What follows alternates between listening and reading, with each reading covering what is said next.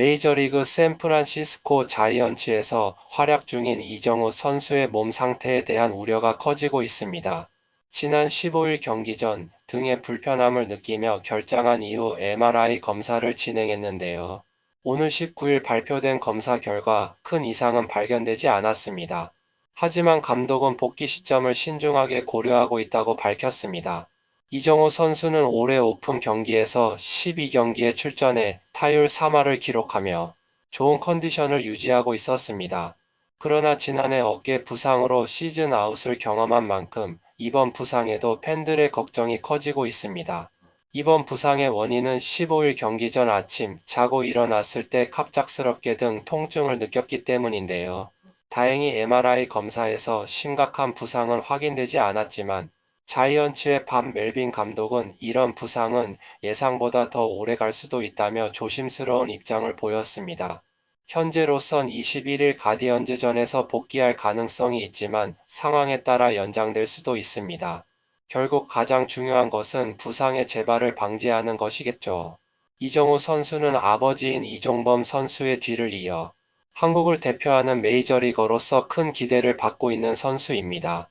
작년에는 포스팅 시스템을 통해 샌프란시스코와 6년간 1억 1,300만 달러 약 1,700억 원 계약을 체결하며 MLB 무대에 입성했지만 아쉽게도 시즌 초반 어깨 부상으로 이탈했습니다. 다행히 이번 부상은 심각한 수준은 아니라고 합니다. 하지만 MLB 첫 시즌을 제대로 치르지 못했던 만큼 올해는 건강한 몸 상태를 유지하며 풀타임 시즌을 소화하는 것이 가장 중요합니다. 과연 이정우 선수는 이번 부상을 완전히 회복하고 시즌 개막 전부터 100% 컨디션으로 뛸 수 있을까요? 여러분은 이정우 선수의 빠른 복귀가 가능하다고 생각하시나요? 아니면 신중하게 회복에 집중해야 한다고 보시나요? 댓글로 여러분의 생각을 남겨주세요. 지금부터 일본 반응 알아보겠습니다.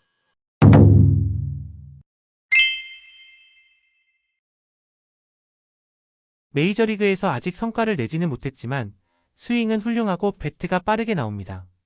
이치로보다는 요시다 마사타카에 더 가까운 스타일이네요. 보통대로 하면 결과를 낼 수 있겠지만 부상 위험이 높은 체질이라면 메이저에서 버티기 어려울 겁니다.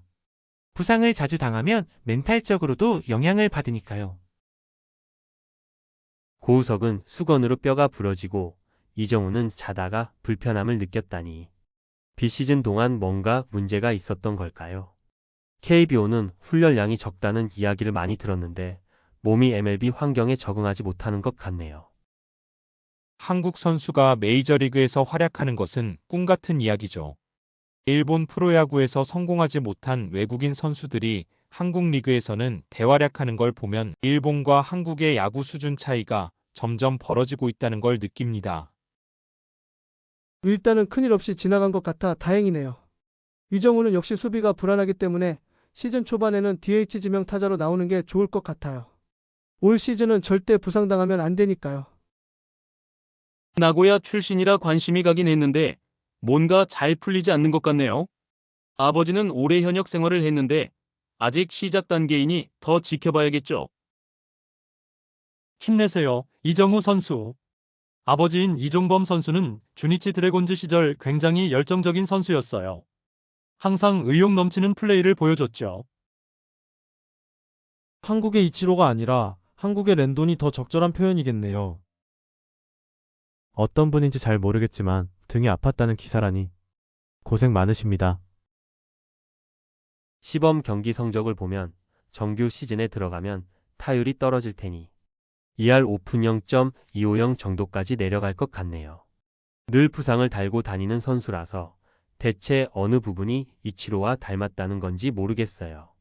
이치로는 부상을 당하지 않았기에 대단했던 거죠. 한국인들의 특유의 과장된 표현 방식이 보이는 것 같네요. 이런 곳에서 부상당하면 흥미가 확 식어버리니까 아무 일 없어서 다행이네요. 이번 시즌 얼마나 성적을 낼지 기대하고 있습니다. 한국의 가와사키 정도로 부르는 게 적당할 것 같네요. 지금까지 기사와 댓글을 보았습니다. 여러분은 어떻게 생각하시나요? 댓글로 의견을 남겨주세요. 감사합니다.